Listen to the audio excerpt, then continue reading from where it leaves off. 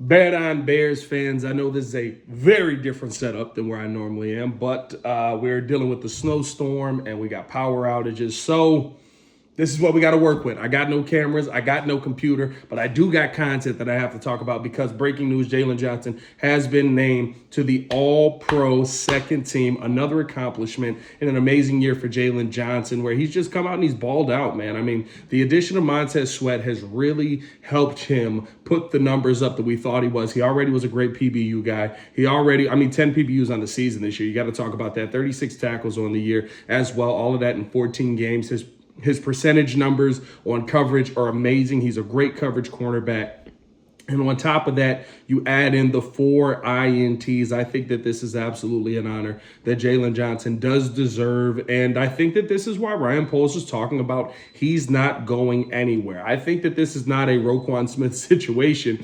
I think that this is very much a, hey, no, I'm going to get this deal done. I'm going to keep my guy in here. I'm going to make sure that we get this a deal done for this young 24-year-old player who's come out this season and absolutely balled out.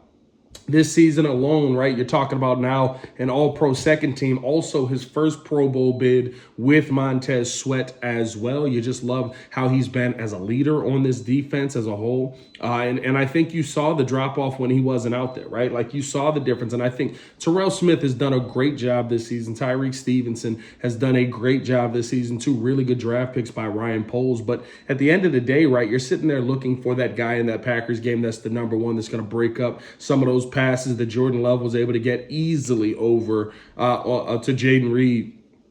And I feel like, that was the game where we really needed to see Jaylen Johnson. He was just too banged up to go. As you can hear all the stuff beeping in the background. I apologize for all of that.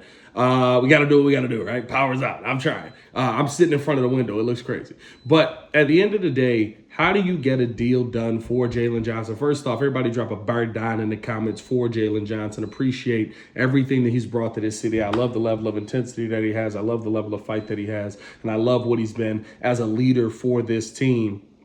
On the other side of this, though, what I do want to talk about now is how do we get a deal done for Jaylen Johnson? Is this going to be him being the highest paid corner in the NFL?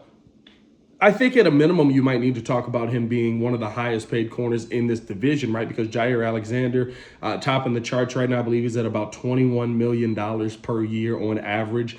If you put the franchise tag on Jaylon, that would be about $18.4 million right now, right? Basically, what I would love to see is you just get a deal worked out somewhere in there in that 18-19 range to where maybe he's not the highest paid corner, but maybe he's the second highest paid corner that we have in the division. And at a minimum, right, then you're having a conversation on, listen, we believe that you're worth this, 24 years old. Let's get a 4 to 5 year deal done here. Let's lock you up long term. Let's make sure that you have a home here, because I love the fact that Ryan Poles came out and said, Jaylen Johnson isn't going anywhere. And I love the fact that Jaylen Johnson has said, let's get back to the negotiating table and get this done. That means both sides are working on from a point of, we want to be here. We want to keep growing this thing. We want to keep moving this thing in the right direction. I know a lot of people are upset about Flus being brought back and what that could mean for the future of the Chicago Bears. But in the same sense, right, Jaylen Johnson has looked really good in Flus's defense. He seems to have bought in. There seems to be a continuity with his defense as a whole, and you don't want to start taking pieces away from that. Even hearing some of the stuff that people have talked about with Eddie Jackson, right? Do I think Eddie Jackson needs to come back at the number that he's at?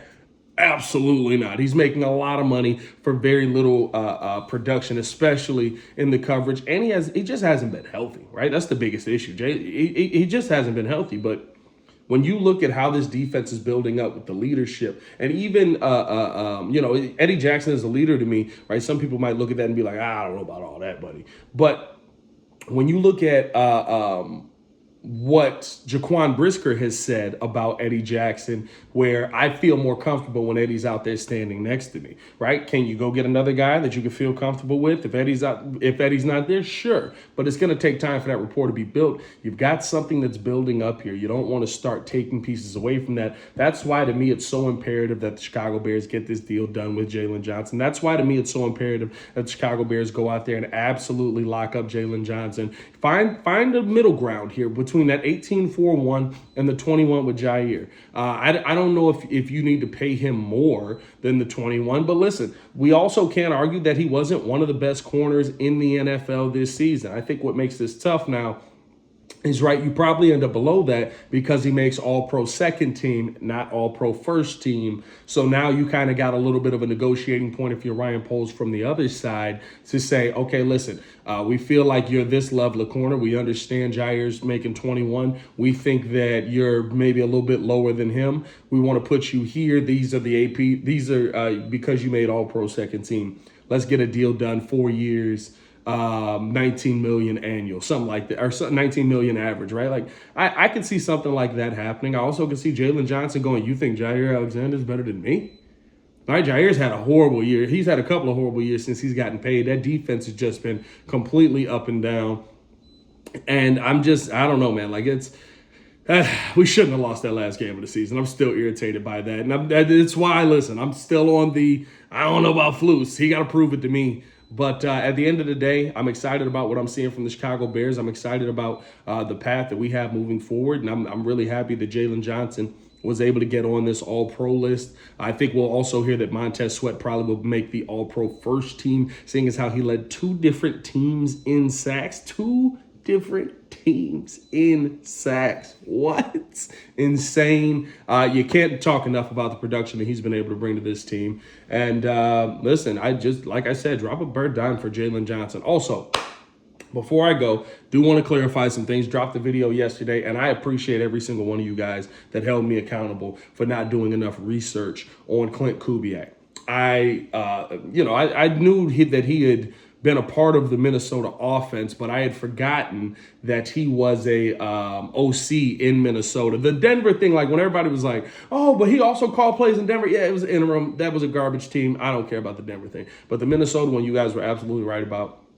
Klint Kubiak, somebody the Bears are looking to interview to be their next OC. That offense actually was really, really clicking in 2021. Of course, they didn't win anything major, but it was a really good offense. Kirk Cousins put up, I believe, one of his best seasons of his career, if not the best season of his career. Going back and looking at some of the offense since I've gotten a million messages about it on kind of what that looked like with the Vikings and how he utilized Kirk Cousins, how he utilized the receivers in those positions. Not a rookie OC, or he wouldn't be coming in as a rookie OC. That's what I said in the previous video. So I just want to clarify that as well. I'm intrigued by Klint Kubiak. I still feel like Shane Waldron is a guy that I would be really, really interested in, but you also have to take into account, right, okay, this guy's been a play caller before, but now he's a passing game coordinator. Is that going to pan out here in the long run for the Chicago Bears?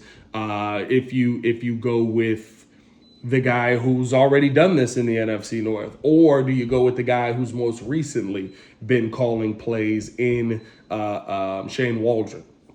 For me, now digging a little bit deeper, watching some of that Vikings tape from 2021 and watching just kind of how he called plays and set things up. I mean, it was really, it piqued my interest a little bit more than I had talked about in the previous video because, again, didn't do enough research on it, didn't look it up. That's a fail on my part. I'm glad you guys hold me accountable. I'm glad you guys called me out on it.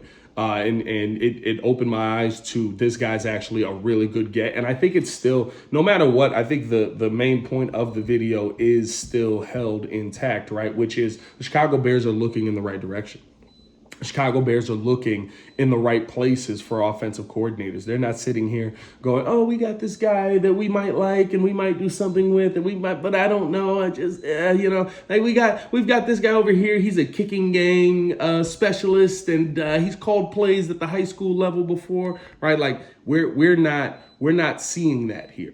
Right, we're not seeing that with Chicago Bears, and so I like the fact that we're looking in the right places. They're going and looking for guys that have been offensive coordinators, that have experience, that have done it and been successful at it. And I think that speaks to where this Bears team is hopefully heading offensively, and of course what they'll end up doing in the long run. But I do want to know how you guys feel, man. What do you guys think about Jaylen Johnson? What do you guys think about Klint Kubiak? Let me know in the comments below. I'll be down there talking with you guys as well. As always, it's your boy Pat the Designer back at it again. To continue watching our Chicago Bears content, click the links on the screen or check the links in the description below. Y'all stay safe out there, Chicago. Bird down. Peace.